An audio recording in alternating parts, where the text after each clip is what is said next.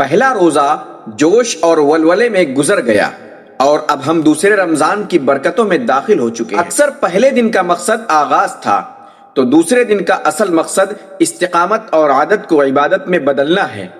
اکثر دیکھا گیا ہے کہ پہلے روزے کا جوش دوسرے دن کچھ کم ہونے لگتا ہے، جسم میں تھکن محسوس ہوتی ہے، بھوک کا احساس پہلے دن سے زیادہ ستاتا ہے اور شاید سر میں ہلکا سا درد بھی ہو، لیکن یہی وہ مقام ہے جہاں ایک مومن کا اصل امتحان شروع ہوتا ہے۔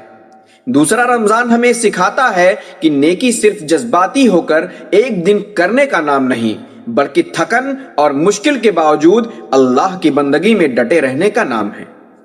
آج کے دن ہمیں غور کرنا چاہیے کہ کیا ہمارا دوسرا روزہ پہلے روزے سے بہتر ہے؟ روزہ صرف پیٹ کا نہیں ہوتا۔ دوسرے رمضان میں ہمیں اپنے اخلاق کے روزے پر توجہ دینی چاہیے۔ سحری کے وقت کی وہ خاموشی ہمیں دعوت دیتی ہے کہ ہم اپنے نفس کا محاسبہ کریں۔ کیا ہم نے آج بھی کسی کا دل دکھایا؟ کیا ہم نے آج بھی غصے میں آ کر کسی پر چلایا؟ اگر کل ہم نے صرف کھانا پینا چھوڑا تھا تو آج ہمیں اپنی برائیوں کو بھی چھوڑنے کی مشق کرنی چاہیے۔ دوسرے روزے کی ایک خاص خوبصورتی قرآن پاک کے ساتھ تعلق ہے۔ یہ وہ دن ہے جب ہمیں اپنی تلاوت میں تسلسل پیدا کرنا چاہیے۔ جب ہم تلاوت کرتے ہیں تو ہم صرف الفاظ نہیں پڑھ رہے ہوتے ہیں، بلکہ اپنے خالق سے کلام کر رہے ہوتے ہیں۔ آج کی افطاری کے وقت جب آپ دسترخوان پر بیٹھے تو ایک خاص دعا مانگیں۔